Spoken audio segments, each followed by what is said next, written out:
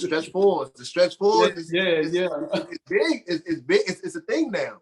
yeah. They ain't no big man no more. You know what I mean? You know, and I was talking to Coach. I was talking to Coach Williams. You know, and like probably like a few years after I left Maryland, man, I hit him up and I just apologized.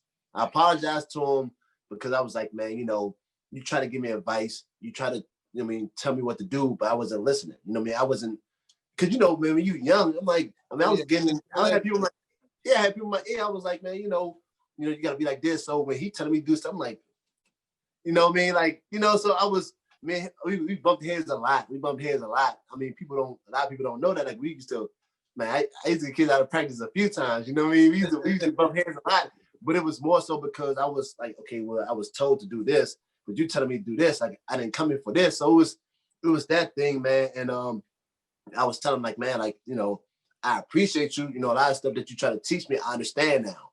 Yeah. Being that total, that having that total package in a sense. You know, he always told me, okay, you can shoot it, but you have an inside game too. It can take you a long way.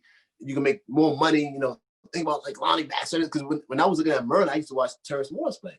Yeah. So I was like, oh, I want to be like him. I want to do exactly what this dude do. He can shoot it. You know, he can play a little bit of this. So he was versatile. Yeah. So yeah, you know what? When you say that, I think that's the biggest loss of a Len Bias. You know, you look at Len Bias playing in college, and he was equivalent to Michael Jordan. And so you see Michael Jordan go on to play for the Chicago Bulls, and once the kids start to see that, you start to see guys just mimic his style of play, and a lot of them got to the highest level mimicking the style, not quite getting there, but just mimicking his style of play. I think that was a huge loss to the NBA, because I think it delayed that process.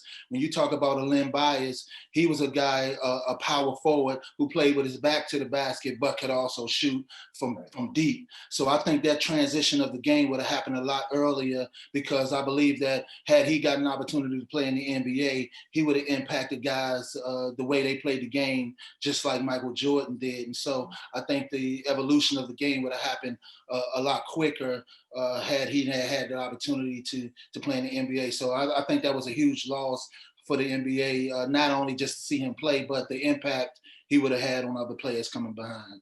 Right now, and I mean, like, obviously, I didn't have a chance to actually, when he was here, to see him play. I mean, I think Coach Dickinson, he gave me a tape of the Len Bias game when they played against North Carolina. I think when it was number one. My brother got that tape. I still ain't got that tape back yet. But yeah, I had that game and I watched that.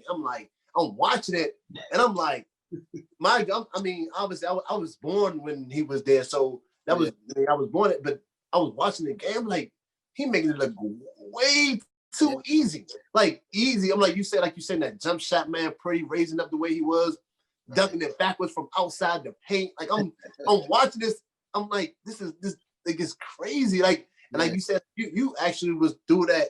So you was basically, it's just like me going to watch Merlin at the Cold Field House when, the year they won in that doing that. You was actually able to like see that whole process, man. Like I'm pretty sure you want to go see them play in person, right? Like, so what was that like?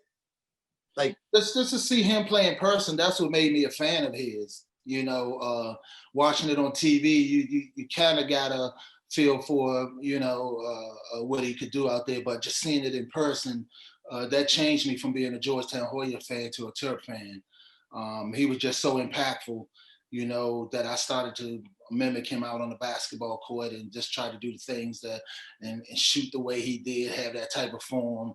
It took me years to really work on my form and shooting the ball to where I became a shooter.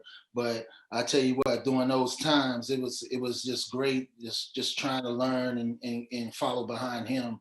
And so he was very impactful for me, not only just choosing to go to Maryland, but